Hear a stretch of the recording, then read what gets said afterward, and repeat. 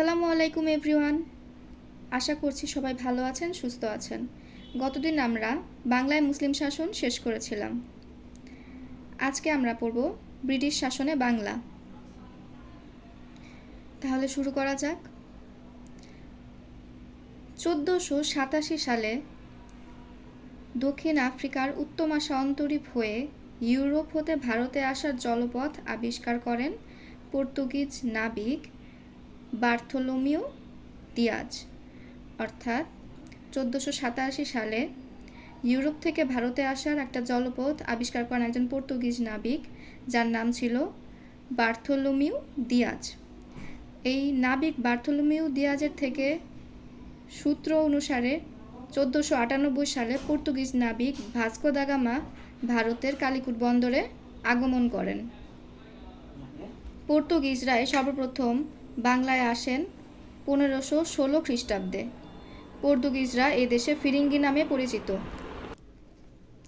এই পর্তুগিজরা আমাদের দেশে ফিরিঙ্গি নামে পরিচিত ছিল এবং পর্তুগিজ জলদস্যুদের বলা হয় হারমাদ।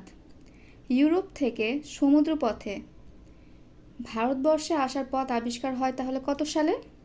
ইউরোপ থেকে সমুদ্রপথে ভারতবর্ষে আসার পথ আবিষ্কৃত হয় 1487 সালে। সম্রাট জাহাঙ্গীরের দরবারে প্রথম ইংরেজ দূত কে ছিলেন?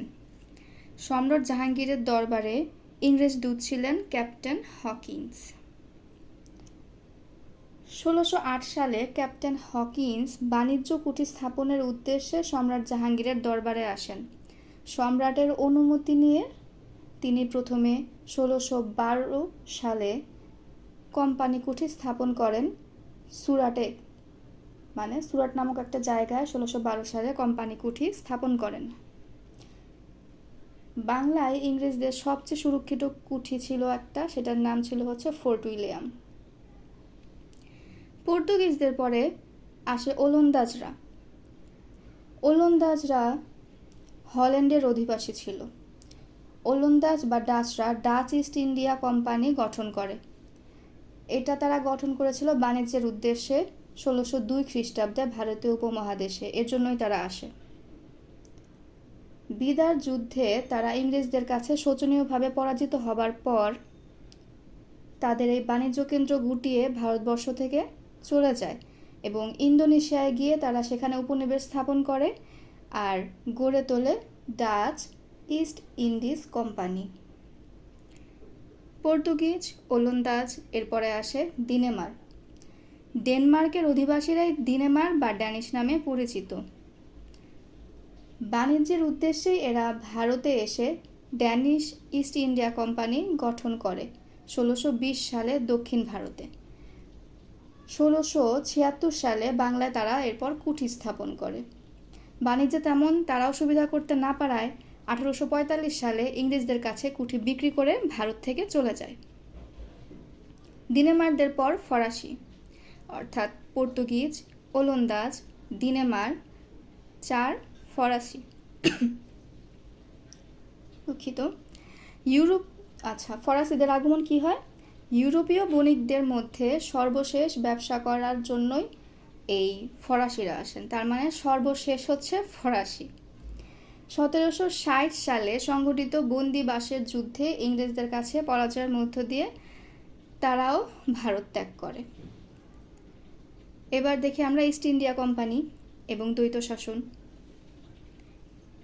East India Company Bangla, Bihar, উড়িষ্যার দেওয়ানি লাভ করে 1765 সালে।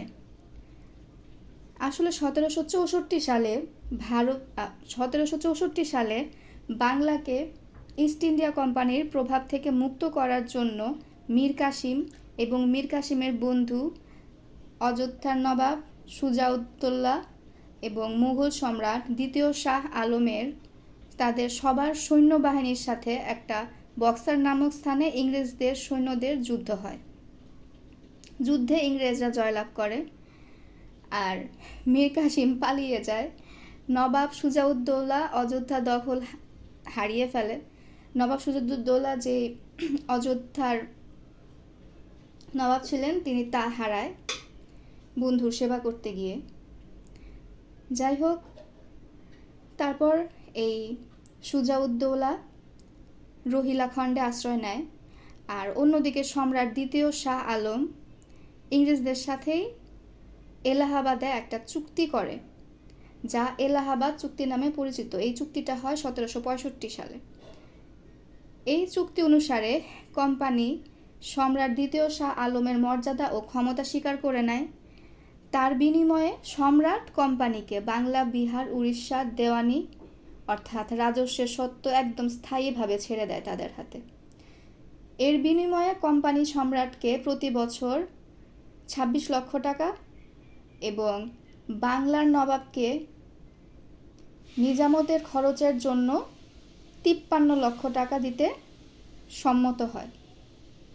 মজার না বিষয়টা? আচ্ছা, এরপর আমরা দেখি 76-এর মন্বন্তর।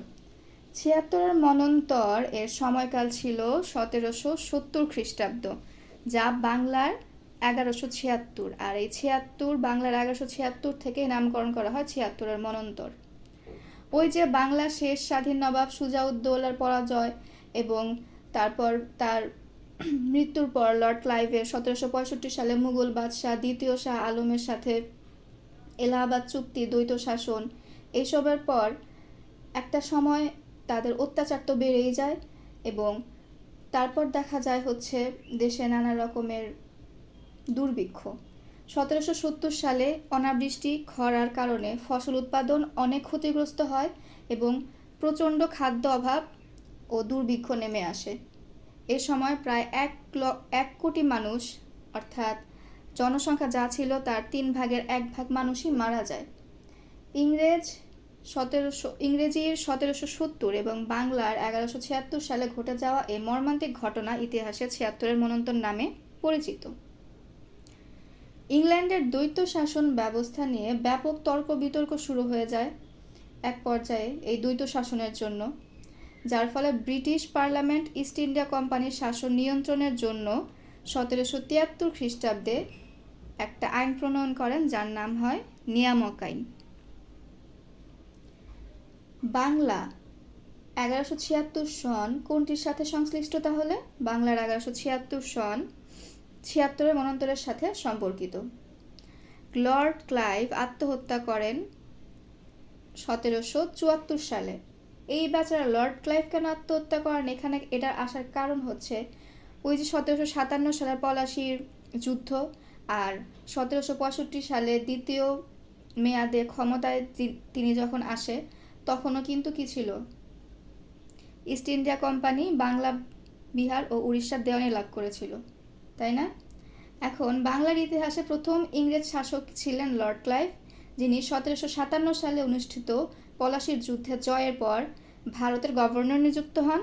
1765 সালে দ্বিতীয় মেয়াদে ক্ষমতায় এসে এলাহাবাদ চুক্তি করেন তিনি এবং দ্বৈত শাসন প্রবর্তন করেন, যার ফলশ্রুতিতে দেখা যায় 1770 সালে দুর্ভিক্ষ সৃষ্টি হয়,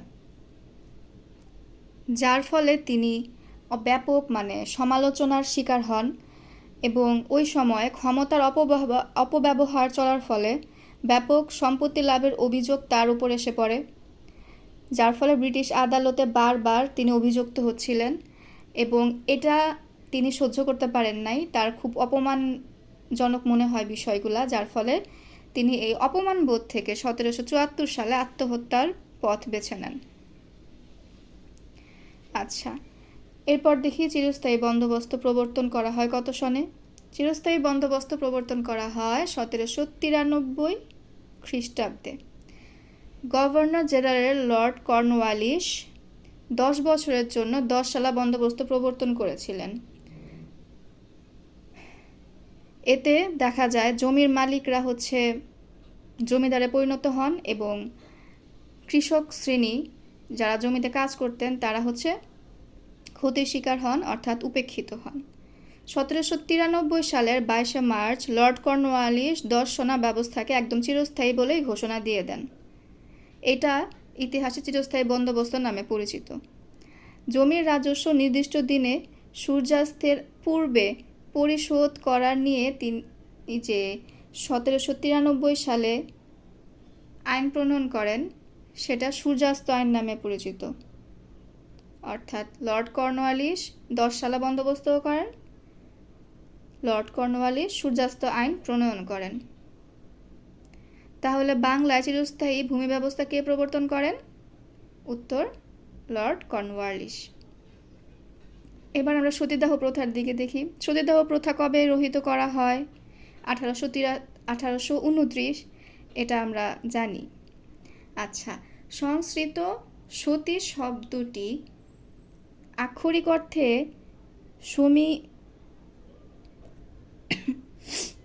সংস্কৃত সতী শব্দটি দ্বারা আক্ষরিক অর্থে সতী মাধবী রমণীকে বোঝায়, যিনি তার স্বামী ও আত্মীয় স্বজনের প্রতি চূড়ান্ত সততা প্রদর্শন করতেন। আর প্রচলিত নিয়মে স্বামীর মৃত্যুর সাথে স্ত্রীর শোকে নিজের প্রাণ উৎসর্গ করা, এটা সতীদাহ প্রথাতে হিসেবে মনে করা হতো। এটা এক সময় হচ্ছে ধর্মীয়ভাবে বাধ্যতামূলক হয়ে যায়। কিন্তু এটা কিভাবে কখন ধর্মের সাথে জড়িয়ে যায় এ সম্পর্কে নিশ্চিতভাবে কোনো কিছুই বলা যায় না। তবে গুপ্ত সাম্রাজ্যের আগে থেকেই এই সতীদাহ প্রথার প্রচলন সম্পর্কে ইতিহাসের ভিত্তি পাওয়া যায়। অতিমাত্রায় শোকের বহিঃপ্রকাশ হিসেবে স্বামীর মৃত্যুতে স্ত্রী তার নিজের প্রাণ ত্যাগ করতেন, অগ্নিতে ঝাঁপ দিতেন। কিন্তু কালক্রমে দেখা যায় পুরনো কাজটি ভয়ঙ্কর প্রথার রূপ নেয়। যেটা মানুষ আগে করতে, এটাই আস্তে আস্তে চলতে চলতে একটা প্রথার রূপ নিয়ে নেয়।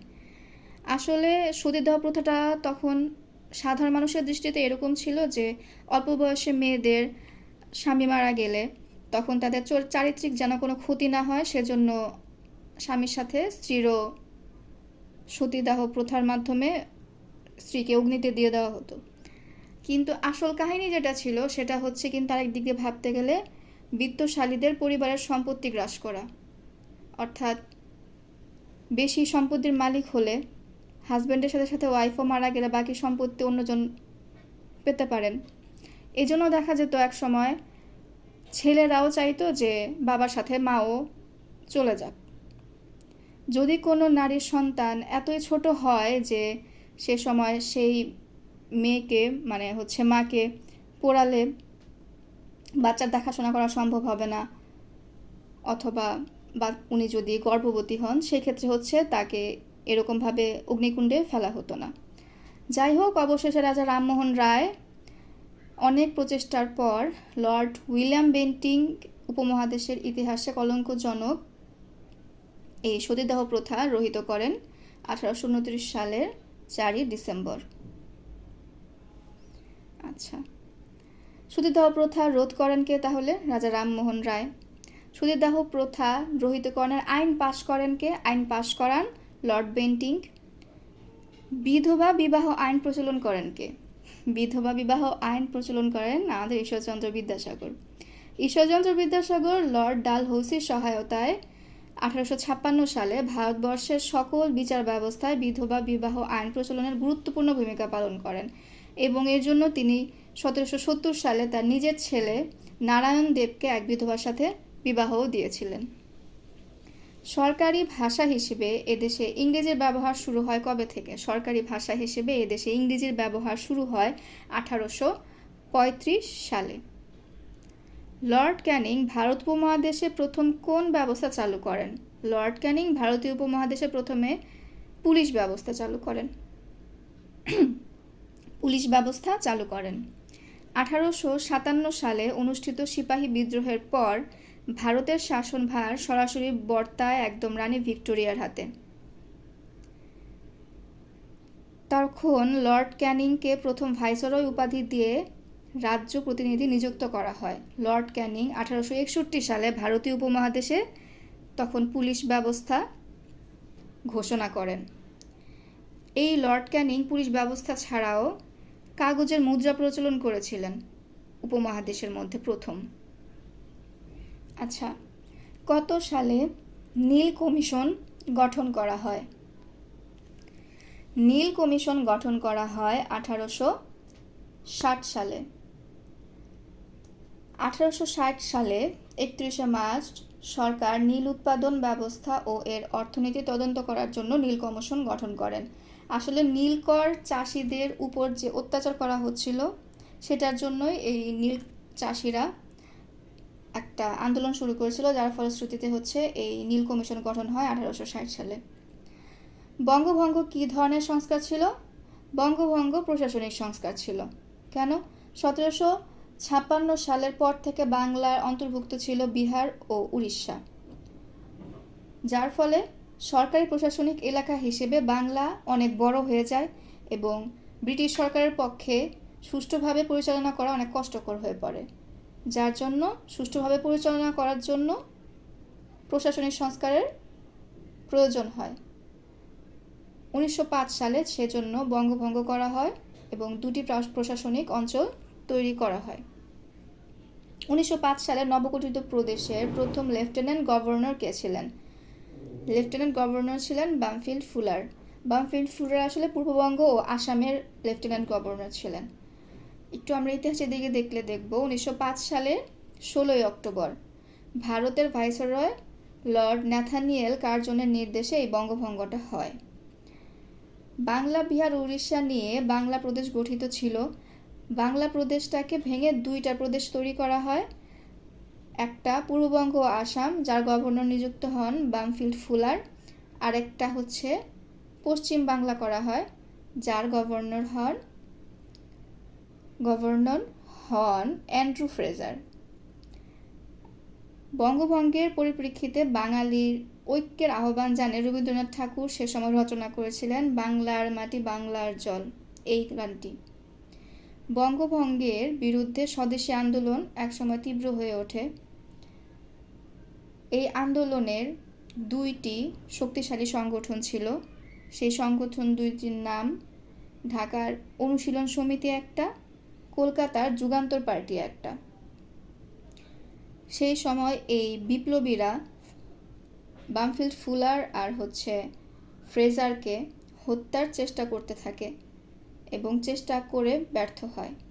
ক্ষুদিরাম ও প্রফুল্ল চাকি ম্যাজিস্ট্রেট কিংসফোর্ডকে হত্যা করার চেষ্টা করে ও ব্যর্থ হয়, যার ফলে ক্ষুদিরামের ফাঁসি হয় এবং প্রফুল্ল চাকি আত্মহত্যা করেন। এরকম একটা ভয়ঙ্কর পরিস্থিতিতে শেষ পর্যন্ত লর্ড হার্ডিঞ্জ 1911 সালে এই বঙ্গভঙ্গ রোধ ঘোষণা করেন। সে সময়ে ইংল্যান্ডের রাজা ছিলেন রাজা পঞ্চম জর্জ। বঙ্গভঙ্গের ফলে কোন নতুন প্রদেশের সৃষ্টি হয়? একটা হচ্ছে পূর্ববঙ্গ ও আসাম, অপশন আর একটা থাকতে পারে পশ্চিমবঙ্গ অর্থাৎ পশ্চিম বাংলা। আচ্ছা, এই পশ্চিম বাংলা হয়েছিল কিন্তু বাংলা, বিহার ও উড়িষ্যা নিয়ে, পশ্চিমবঙ্গের বিহার ও উড়িষ্যা নিয়ে। বঙ্গভঙ্গের সময় ভারতের গভর্নর জেনারেল কে ছিলেন? বঙ্গভঙ্গের সময় গভর্নর জেনারেল ছিলেন লর্ড কার্জন। বঙ্গভঙ্গের সুপারিশ কে করেন? বঙ্গভঙ্গের সুপারিশও করেন লর্ড কার্জন। পূর্ববঙ্গ ও আসাম প্রদেশের গঠনকালে ব্রিটিশ ভারতের গভর্নর জেনারেল ও ভাইসরয় ছিলেন লর্ড কার্জন। বঙ্গভঙ্গ রদ হয় 1911 সালে। ব্রিটিশ ভারতের শেষ ভাইসরয় কে ছিলেন? Lord Mountbatten. ভারতের সর্বশেষ ব্রিটিশ গভর্নর কে ছিলেন? Lord Mountbatten. উপমহাদেশ বিভক্তির সময় ভারতবর্ষের ভাইসরয় কে ছিলেন? এটাও লর্ড মাউন্টব্যাটেন। রাজনৈতিক অস্থিরতার প্রেক্ষিতে 1946 সালে সংঘটিত হিন্দু মুসলিম ভয়াবহ সাম্প্রদায়িক দাঙ্গার ফলে ব্রিটিশ প্রধানমন্ত্রী অ্যাটলি ভারত ও পাকিস্তান স্বাধীনতার পথ পরিকল্পনা নির্দেশ করেন এবং এই পথ পরিকল্পনা নির্দিষ্ট করার জন্য ভাইসরয় হিসেবে নিযুক্ত করেন লর্ড মাউন্টব্যাটেনকে। এই লর্ড মাউন্টব্যাটেন রাজনৈতিক সমস্যার সমাধান এবং স্যার সিরিল র্যাডক্লিফের সহায়তায় সীমানা নির্ধারণের ভিত্তিতে 14 তারিখে পাকিস্তান এবং 15 আগস্ট ভারত বিভক্ত করা হয়। অর্থাৎ আমরা নতুন দুটা রাষ্ট্র পাই, পাকিস্তান এবং ভারত। আচ্ছা, এখানে জেনে রাখা ভালো, ইংল্যান্ডের মহারানীর প্রতিনিধি হিসেবে গভর্নর জেনারেলকে ভাইসরয় উপাধি দেওয়া হয়েছিল। আর লর্ড মাউন্টব্যাটেন ছিল সর্বশেষ ভাইসরয় এবং স্বাধীন ভারতের প্রথম গভর্নর। ব্রিটিশ বিরোধী আন্দোলনের একদম প্রথম আন্দোলন যেটা ছিল সেটা ছিল ফকির আন্দোলন। ফকির আন্দোলনের নেতা কে ছিলেন? এই ফকির আন্দোলনের নেতা ছিলেন মজনু শাহ। ব্রিটিশ বিরোধী প্রথম আন্দোলন এই ফকির সন্ন্যাসী আন্দোলনের ইংরেজরা ফকির সন্ন্যাসীদের চলাফেরা বাধা নিষেধ করেন এবং ভিক্ষা মুষ্টি সংগ্রহকে বেআইনি ঘোষণা করেন, যার ফলে তারা এই আন্দোলন শুরু করে। ফকির আন্দোলনের নেতা ফকির মজনু শাহ ছিলেন, আর সন্ন্যাসী আন্দোলনের নেতা ছিলেন ভবানী পাঠক। ফকিররা কত সাল থেকে কত সাল পর্যন্ত বাংলার স্থানে বিদ্রোহ করেছিল? ফকিররা 1760 থেকে 1800 সাল পর্যন্ত এই বিদ্রোহ করে, দীর্ঘ 20 বছর। যাক, বিদ্রোহের ফলস্বরূপ এখনও আমরা রাস্তায় মাঝে মাঝে কিছু দেখতে পাই। যাই হোক, ব্রিটিশ শাসনের বিরুদ্ধে বাঙালিদের প্রথম বিদ্রোহের নাম ফকির ও সন্ন্যাসী বিদ্রোহ। ব্রিটিশ বণিকদের বিরুদ্ধে একজন চাকমা জুমিয়া নেতা বিদ্রোহের পতাকা উড়িয়েছিলেন। তার নাম কি ছিল? তার নাম ছিল জুম্মা খান। 1760 সালে পার্বত্য অঞ্চল ইস্ট ইন্ডিয়া কোম্পানির অধীনে আসার পরে ইংরেজরা অনেক টাকার কার্পাস কর আদায়ের চুক্তি করে ইজারা দিতে থাকে, ফলে চাকমাদের জীবিকা নির্বাহ করা অনেক কঠিন হয়ে পড়ে। এমন পরিস্থিতিতে চাকমা দলপতি অর্থাৎ চাকমা দলের নেতা রাজা শের দৌলত ও তার সেনাপতি রামু খাঁর নেতৃত্বে 1776 সালে প্রথমবার চাকমা বিদ্রোহ সংঘটিত হয়েছিল। 1782 ও 1784 সালে রামু খাঁর পুত্র জোয়ান বক্স খাঁর নেতৃত্বে আরও দুটি বিদ্রোহ হয় ইংরেজদের বিরুদ্ধে সর্বশেষ বিদ্রোহ সংঘটিত হয় 1787 সালে। ইংরেজরা বারবার সৈন্য পাঠিয়েও বিদ্রোহটা দমন করতে পারছে না, অর্থাৎ শেষ পর্যন্ত না পেরে 1789 সালে চাকমা রাজার সাথে সন্ধি স্থাপন করে। অন্যদিকে ব্রিটিশ বিরোধী অন্যতম জুমিয়া বা জুম্মা নেতা ছিলেন জুম্মা খান। যারা জুম চাষ করেন তাদের জুমিয়া বা জুম্মা বলা হয়, যারা জুম চাষ করেন তাদের জুমিয়া বা জুম্মা বলা হয়। ব্রিটিশ আমলে বাংলাদেশে যেসব আন্দোলন হয়েছে তার মধ্যে প্রধান আন্দোলন ছিল ফরায়েজি আন্দোলন। ব্রিটিশ আমলে বাংলাদেশে যেসব আন্দোলন হয়েছিল তার মধ্যে উল্লেখযোগ্য ফরায়েজি আন্দোলন। ইসলাম ধর্মের ফরজ পালন ও ধর্মীয় সংস্কারের উদ্দেশ্যে এই ফরায়েজি আন্দোলনের সূত্রপাত করেছিলেন হাজী শরীয়তুল্লাহ। ফরায়েজি আন্দোলনের কেন্দ্র ছিল ফরিদপুর। ফরায়েজি আন্দোলন ফরিদপুর। পরবর্তীতে নেতৃত্ব দেয় তার পুত্র দুদু মিয়া। আন্দোলনটি প্রথম দিকে ধর্মীয় হলেও পরবর্তীতে রাজনৈতিক রূপ নিয়েছিল। বাংলায় ফরায়েজি আন্দোলনের সূচনাকারী কে তাহলে? হাজী শরীয়তুল্লাহ। ফরায়েজি আন্দোলনকে কোন নেতা রাজনৈতিক আন্দোলনের রূপ দেয়? রাজনৈতিক আন্দোলনের রূপ দেয় তার ছেলে দুদু মিয়া। হাজী শরীয়তুল্লাহ কর্তৃক সূচিত ফরায়েজি আন্দোলনের মূল লক্ষ্য ছিল ধর্মীয় সংস্কার।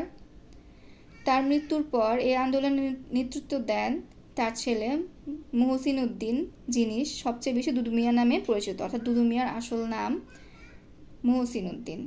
তিনি জমিদার ও নীলকরদের ভাড়াটে বাহিনীর শক্তি সম্পূর্ণভাবে বিধ্বস্ত করতে গঠন করেন লাঠিয়াল বাহিনী।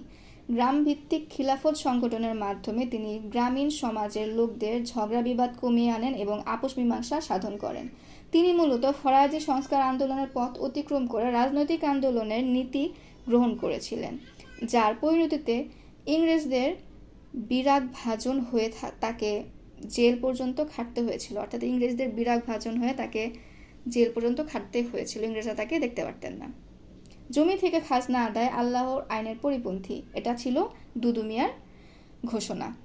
ইস্ট ইন্ডিয়া কোম্পানির বিরুদ্ধে অস্ত্র ধারণ করে প্রথম শহীদ হয়েছিলেন সৈয়দ নিসার আলী। সৈয়দ মীর নিসার আলী ওরফে তিতুমির 1782 সালে উত্তর পশ্চিম বরগুনার জন্মগ্রহণ করেন এবং মারা যান 1831 সালের নারিকেলবাড়িয়ায়। তিনি ওয়াহাবি আন্দোলনের সাথে যুক্ত ছিলেন। বারাসাতের বিদ্রোহের তিনি ইংরেজদের শোচনীয়ভাবে পরাজিত করেছিলেন। বাঁশের কেল্লা খ্যাত স্বাধীন সংগ্রামী নেতা তিতুমির। তিতুমির কোথায় বাঁশের কেল্লা নির্মাণ করেন? নারিকেলবাড়িয়ায়। আজাদ হিন্দ ফৌজ এর সর্বাধিক কে ছিলেন? আজাদ হিন্দ ফৌজ এর সর্বাধিক ছিলেন নেতাজি সুভাষচন্দ্র বসু। দখলদার ব্রিটিশ ঔপনিবেশিক শাসকদের কবল থেকে দেশমাতৃকার স্বাধীনতা ও মুক্তির জন্য দ্বিতীয় বিশ্বযুদ্ধকালে গঠিত হয়েছিল আজাদ হিন্দ ফৌজ নামক সশস্ত্র সংগঠন। আজ এই পর্যন্তই। আল্লাহ হাফেজ।